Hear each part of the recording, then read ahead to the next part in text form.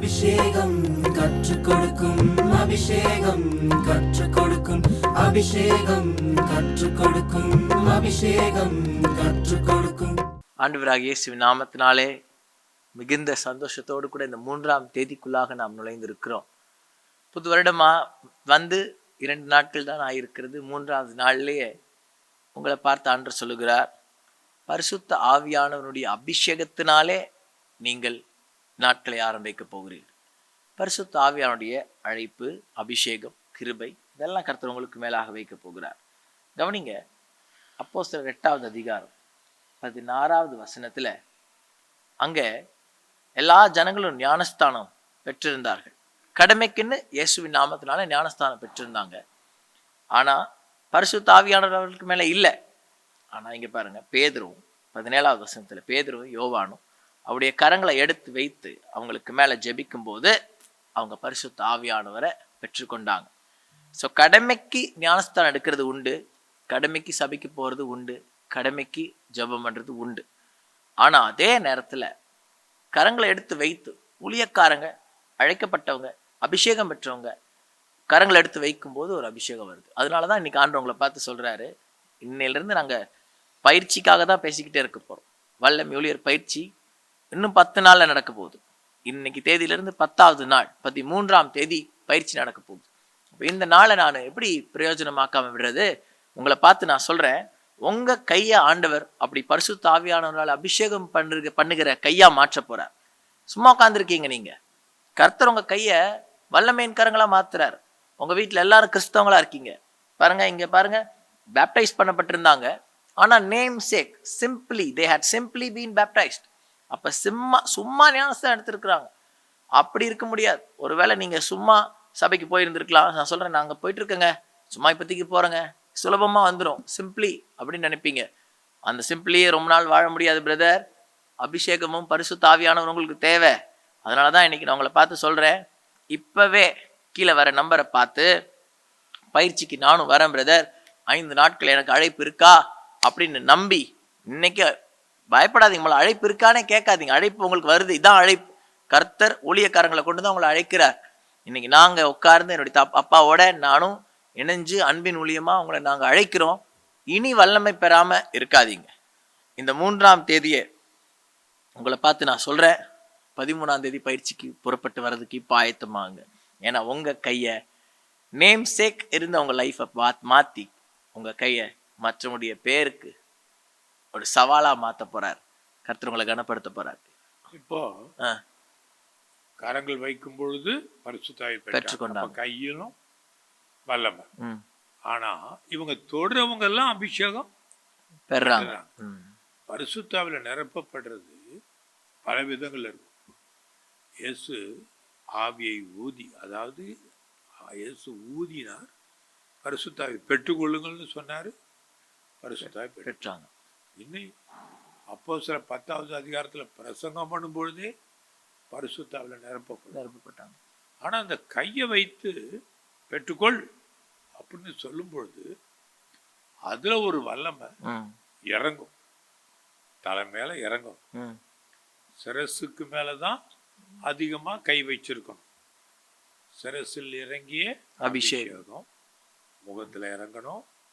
கண்கள், நாக்கு, அது எல்லாம் வல்லமை ஆயிரணும். அப்புறம் உங்க ஆடைகளை நிரப்பணும். இந்த வருஷம் ஆண்டவருடைய பிள்ளைகளை உங்க சிரசுக்கு மேல் அபிஷேகம் இறங்கி ஆகணும். நீங்க பரிசுத்தாவியை பெற்றாகணும். அது மட்டுமல்ல, இந்த பரிசுத்தாவியை பெற்றுக்கொள்ளும் போது அடையாளங்கள் தோணும். இந்த 2வது அதிகாரத்துல சொல்லப்பட்ட அடையாளங்கள், மகத்துவங்களை பேசினார்கள். அப்போ பாஷைகள் மாறலாம். அது மட்டுமல்ல, பரிசுத்தாவியை பெறும்பொழுது சிலருக்கு விழுந்து பரளக்கூடிய அனுபவம் வந்து, சிலருக்கு மெய்மறக்கிற அனுபவம் வந்து, இந்த எக்ஸ்டசி பரவசம் அடைகிற சக்தி எப்படி வேணாலும் இருக்கும். கையை தட்டி ஸ்தோத்திரம் பண்ணி பண்றவங்களும் இருக்காங்க. அப்போ ஆவியில நிறைஞ்சி அப்படியே சிரிக்கிறவங்களும் இருக்காங்க. ஆனா இந்தியாவில் அந்த சிரிக்க வைக்கிற அந்த ஹோலி லாஃப் அப்படின்னு சொல்லி அதை ட்ரைனிங்ல பெற்றுக்கொள்ளுவாங்க. ஆனால் அதை நம்ம சபையில் அதையே என்கரேஜ் பண்ணுறதில்ல. ஏன்னா இந்தியாவில் இன்னும் நிறையா காரியங்கள் நடக்கணும். அப்போ பரிசுத்தாவை நீங்கள் பெறும்போது அனுபவங்கள் எது வேணாலும் இருக்கும். ஒரு குடிகாரன் விழுந்து பிறல்றான், ஒரு குடிகாரன் மெய் மறந்து சிரிக்கிற மாதிரி இருக்கிறான், என்ன வேணாலும் நடக்குது. அப்போ இந்த 2வது அதிகாரம், அப்போஸ்தலர் 2வது அதிகாரத்துல ஏன் பல ஊர்ல இருந்து வந்தவங்க, பல மொழி பேசுறவங்க, இது என்ன குடிச்சிருப்பாங்களோன்னு நினைக்க தோணுது. அப்பதான் பேதுரு எழுந்து, இது என்ன குடிக்கிற நேரமா? இல்லையே, குடிக்கிறவங்க இல்லை, இது யோவேல் தீர்க்கதரிசி மூலமா சொல்லப்பட்டது நிறைவேறும். அப்ப இந்த பரிசுத்த ஆவியை பெற்றுக்கொள்ளுகிற அனுபவம் மாம்சமான யாவர் மேலும் ஆவியை கர்த்தர் ஊற்றுவார். எல்லாருக்கும் பரிசுத்தாவின் வல்லமை இந்த வருஷம் தேவை. கர்த்தர் இந்த 3வது நாளே கேட்கிறார், நீங்க பரிசுத்தாவியை பெற்றிருக்கிறீங்களா? ஞான ஸ்நானம் பெற்றுக்கொள்ளணும், ஓகே. அதே நேரத்தில் பரிசுத்தாவியை பெற்றவர்களான்னு நாங்கள் அதிகாரப்பூர்வமாக கேட்குறோம். பரிசுத்தாவி இல்லாமல் ஊழியம் செய்யாதீங்க. பரிசுத்தாவின் அபிஷேகத்தினால இல்லாமல் சும்மா தர்க்கம் பண்ண வேண்டாம். ஆர்குமெண்ட்டுக்கு ஃபுல் ஸ்டாப்பே இல்லை. இன்னைக்கு உங்கள் உள்ளத்தில் கேள்வி வரும், எனக்கு வல்லமை வேணும், மரங்கள் வேணும், நானும் சுகமளிக்கணும், நானும் அற்புதங்களை செய்யணும், நானும் வியாக்கியானம் சொல்லணும், அசுத்தாவிகள்லாம் துரத்தணும், இப்படி எண்ணங்கள் வருதா? அதுக்கு ஒரே வழி வல்லமை பயிற்சி. வல்லமை பயிற்சிக்கு வரும்பொழுது கர்த்தர் இப்படித்தான் இல்லை, பல வழிமுறைகளையும் உங்களுக்கு சொல்லித் தருவார். ஆவியானவரே உங்களை நிரப்பிடுவார். இப்போ ஒரு ஊழியக்காரர் அந்த காலத்துல சொல்லுவாங்க, பரிசுத்த ஆவியை பெறாம ஒரு மனிதர் இப்படி ஜெபித்தார், lord fill me or kill me, அப்படி ஜெபம் பண்ணார். என்னை நிரப்புங்க, இல்லாட்டா நான் இருந்து என்ன பிரயோஜனம்? ஆனா நீங்க வாழணும். பரிசுத்த ஆவி இன்னைக்கு பெறாட்டாலும் இந்த வருஷத்துல நீங்க பெற்றி ஆகணும். ஆயத்தமா இருக்கு. நீங்க அவரு மாதிரியே Lord fill me or kill me சொல்ல வேண்டாம். ஃபில் மீ லார்ட், அவ்வளவுதான். அளவில்லாம இயேசு கிறிஸ்து பரிசுத்தாவியை பெற்றப்போ அளவில்லாம கர்த்தர் அவரை நிரப்பினார். இந்த அளவில்லாமல் இந்த பப்ளிங் வரணும். அப்படி ஒரு அனுபவம் வந்துட்டா, மெய்மறந்து ஜெபிக்கிற ஒரு சக்தி வந்துட்டா, ஊழியத்துல உங்க பிரசங்கத்துல அற்புதம் இல்லாத நாளே இருக்காது. நீங்க பிரசங்கம் பண்ணும்போதே அற்புதங்கள் நடக்கும். அதை குறித்து இப்போ நீ ஜனங்கள் வந்து பரிசுத்தாவை பெற்று அப்படி இயக்கப்படும் போது என்னென்ன காரியங்கள்லாம் அந்த பரிசுத்தாவினால நடக்கும் அப்படிங்கிறது சொல்லுமா? பரிசுத்த ஆவியானவர் கொண்டு அன்னைக்கு இயேசு தன்னுடைய சீஷர்களுக்கு பரிசுத்த ஆவியானவரை ஊதினார். சரி, அப்போ ஊதுறதுக்கு முன்னாடி பரிசுத்த ஆவியானவர் அவருக்குள்ள இருந்ததை சீஷர்களுக்கு வெளிப்படுத்திக்கிட்டே இருந்தார்.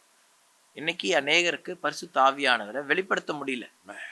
சீஷர்கள் இருப்பாங்க, உடன் ஊழியர்கள் இருப்பாங்க, சொந்த குடும்பத்தின் மக்கள் இருப்பாங்க. நீங்க பரிசுத்த ஆவியானவரை பெற்றிருப்பீங்க, ஆனா சொந்த குடும்பத்தின் மக்கள் கிட்ட பரிசுத்த ஆவியானவர் உங்களுக்கு மேல இருக்கிற அடையாளங்களை உங்களால காட்ட முடியாம இருக்கு. சில நேரத்துல உங்களுடைய குணாதிசயங்களை அதை தடை பண்ணி போடுது. இன்னைக்கு ஆண்டவர் சொல்றாரு, பரிசுத்த ஆவியானவர் வந்துட்டாருன்னா உங்களுடைய ஆள் தத்துவங்கள் எல்லாம் மாறும். பர்சனாலிட்டி டெவலப்மெண்ட் என்கிற ஒரு வார்த்தை இந்த பூமியில இருக்கு. சுலபமா கற்றுக் கொடுப்பாங்க. இந்த பூமியில ஒரு மனுஷனை அழைத்து அவனை இந்த பணிக்கு அமர்த்தும் போது, இந்த பர்சனாலிட்டி உங்களுக்கு தேவை, இதை டெவலப் பண்ணிக்கங்க, ஸோ ஸ்கில்ஸை டெவலப் பண்ணுங்கன்னு சொல்லுவாங்க. பரிசுத்த ஆவியானவருக்கு டெவலப் பண்ணுகிற ஸ்கில்ஸ் இருக்கு.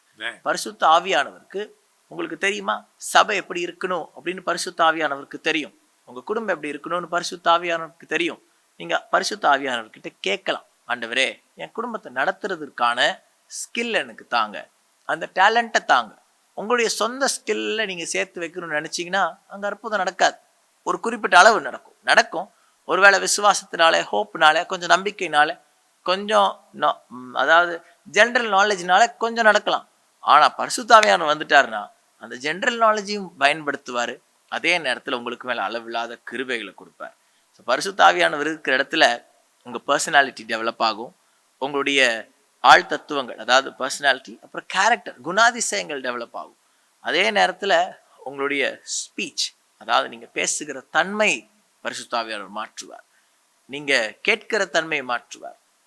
அணுகுமுறையை மாற்றுவார். உங்களுடைய கேரக்டரிஸ்டிக்ஸ் எல்லாம் தொடுவார். அதனால தான் இந்த பயிற்சியில் நாங்கள் இதெல்லாம் கற்றுக் கொடுப்போம். என்னுடைய தந்தை பேசும்போது சொல்லி கொடுப்பாங்க, அநேக எபிலிட்டிஸ் இருக்குது நமக்குள்ள. பார்க்கறது ஒரு எபிலிட்டி. அப்புறம் இப்போ பாருங்க, நான் இதை பிடிக்கிறேன்னா இது ஒரு ability. I am able to hold this, I am able to drink water, I am able to swallow. இந்த மாதிரி நிறைய எபிலிட்டி இருக்கும். டேலண்ட்டுங்கிறது நீங்கள் கற்றுக்கொண்டு கீபோர்டு வாசிக்கிறது, நல்ல பாடுறது, நல்ல கார் ஓட்டுறது, இதெல்லாம் வந்து ஒரு டேலண்ட்.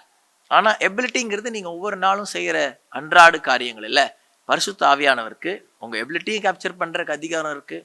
அதே நேரத்தில் உங்கள் டேலண்ட்டையும் புதுசாக மாற்றுறதுக்கான அதிகாரம் இருக்குது. அதனால தான் அந்த பயிற்சியை நான் மீண்டும் உங்களுக்கு ஞாபகப்படுத்துகிறேன். ஏன் அப்படின்னா, பரிசுத்த ஆவியானவர் உங்களுக்கு மேலே 5 நாட்கள் ஊற்றப்பட போகிறார்.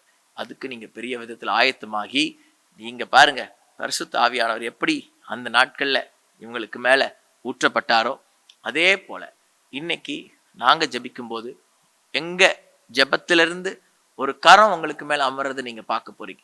ஒருவேளை நாங்கள் இங்கேருந்து எங்கள் கை உங்கள் மேலே வைக்க முடியாது, ஆனால் நிச்சயமாக நாங்கள் இங்கேருந்து ஜெபிக்கும் போது ஆண்டவருடைய கரம் உங்களுக்கு மேலே வந்து அமர்றதை நீங்கள் இப்போ பார்க்க போறீங்க. பரிசுத்த ஆவியானவருக்கு கரம் இருக்கா? இருக்கு. பரிசுத்த ஆவியானவர் உடைய தொடுதலை உணர முடியுமா? உணர முடியும். அவர் ஆவியானவராக இருப்பார். ஆனால் அதே நேரத்தில் உங்களை தொடணும்னு நினச்சிட்டாருன்னு வைங்க, அவ்வளவுதான். உங்க சரீரத்தையே நினைச்சிருவார். உங்க சரீரத்தையே புதுசா மாத்துவார். உங்க கண்களை தொற்றுவார், உங்க செவியை தொற்றுவார். பரிசுத்த ஆவியானவருக்கு எல்லா விதத்திலையும் சக்தி இருக்கு. ஏன்னா அந்த பூமிக்கு மேல பரிசுத்த ஆவியானவர் அப்படியே அசைவாடுவாராம். ஒரு இடத்துல இல்ல, 2 இடத்துல இல்ல, பூமிக்கு மேல அசைவாடுவார். தேசத்திற்கு மேல் அசைவாடுவார். நகரத்திற்கு மேல் அசைவாடுவார். இன்னைக்கு உங்க வீட்டுக்குள்ள அசைவாட போறாரு. இன்னைக்கு உங்களுடைய கிராமத்துல, ஒருவேளை சின்ன கிராமத்துல நீங்க இருக்கலாம், ஒரு சாதாரண வீட்டுல இருப்பது போல இந்த கூரையை பார்க்கணும், மாத்தணும்னு நினைச்சிட்டு இருக்கலாம். ஆனா கர்த்தர் சொல்றாரு, உங்களுக்கான ஆசீர்வாதத்தை கர்த்தர் கொடுக்க போறாரு. நம்ம ஜெபிக்க போறோம். பரிசுத்த ஆவியார் உங்களுக்கு மேல அளவு கடந்து வரப்போகுது. நாவு வரப்போகுது. எழுத்து படிப்பு பெஸ்டா இதே விதமா டேலண்ட் வரப்போகுது. பாடுவாங்க, ஆவியில பாடுவாங்க. அப்போ ஜெபி மகனே, அந்த கிருபை எல்லாம் ஜனங்க மேல இறங்கட்டும். ஸ்தோத்திர ஆண்டவரே, இப்பொழுதே இந்த நாள்ல என் ஜனங்களுக்காக ஜெபிக்கிற இந்த நிமிஷத்துல என் ஜனங்களுக்கு ஒரு புதிய ஆசீர்வாதங்கள், பரிசுத்த ஆவியானவர் தான் முதல் ஆசீர்வாதம் என்பதை என் ஜனங்கள் அறிந்து கொள்ளட்டும். ஆண்டவரே, உலகத்துடைய ஆசீர்வாதங்கள் எல்லாம் அதற்கு அடுத்தபடியாய் வரட்டும். முதலாவது பரிசுத்த ஆவியானவரை பெற்றுக்கொள்வதற்கான வழியை நாங்கள் கற்றுக் கொடுத்திருக்கிறோம். அதை என் ஜனங்கள் விசுவாசித்து ஏற்றுக்கொள்ளும்படியா இப்பொழுது எல்லாருடைய வீடுகளுக்குள்ள இறங்கி வரும்படியாய் நாங்கள் ஜெபிக்கிறோம். பரிசுத்த ஆவியானவரே இறங்கி வார். நீர் ஆவியானவரா இறங்கி வார். போதகரா இறங்கி வார். நல்ல ஆலோசனை கர்த்தரா இறங்கி வாரும். என் ஜனங்களை தொடும்படியாக நாங்கள் ஜெபிக்கிறோம். பாடுகள் போது ஆண்டவரே, என் ஜனங்களுடைய கஷ்டங்கள் போது ஆண்டவரே, ஒரு விடுதலை நீர் இப்பொழுதே தருகிறபடினாலும் உமக்கு நன்றி. என் ஜனங்களுக்கு மேல ஒரு புதிய ஆசீர்வாதத்தையும் ஆண்டவரே, பரிசுத்த ஆவியானுடைய அடையாளத்தையும் இன்றைக்கு இந்த காலையில நீர் போடுகிறபடினாலும் உமக்கு நன்றி. எல்லாருடைய எபிலிட்டியும் தொடுங்க. இன்னைக்கு நாங்க சொன்னபடியே அவங்களுடைய கையில அந்த அபிஷேகத்தை நாங்க இங்கிருந்து ஜெபிக்கிறோம். கரங்களை நீட்டி ஆண்டவரே, எல்லா வீட்டுக்குள்ளாக அவங்களுடைய குடும்பத்திற்குள்ளாக ஆயத்தமாகி கொள்ளுங்க. கர்த்தர் இப்போ நாங்க நீட்டி ஜெபிக்கிற இந்த நிமிஷத்துல கர்த்தர் சொல்றாரு, உங்க வீட்டுக்குள்ள கர்த்தருடைய கரம் இறங்கி வருது. அப்படியே பேதுரும் யோவானும் கையை வச்சாங்க, அவ்வளவுதான், பரிசுத்த ஆவியானவர் அங்க வந்துட்டார். இப்போ நீங்க நாமினல் கிறிஸ்டியனா இருக்கக்கூடாது. பேர் கிறிஸ்தவனாகவோ, பேருனால அபிஷேகம் பெற்றவனோ, ஏதோ பேருக்கு நான் அழைக்கப்பட்டவன், பேருக்கு நான் ஊழியக்காரன் சொல்லாதீங்க. ஏதோ உங்களுக்கு அழைப்பு வந்துருச்சுன்னு நினைச்சிட்டு அப்படியே சாதாரணமா இருக்காதீங்க. கர்த்தர் உங்களை ஆசீர்வதிச்சிட்டார். பரிசுத்த ஆவியானவர் நீர் அப்படி ஊற்றினபடினாலே உமக்கு நன்றி. இயேசுவின் நாமத்தில் பிதாவே, ஆமென்.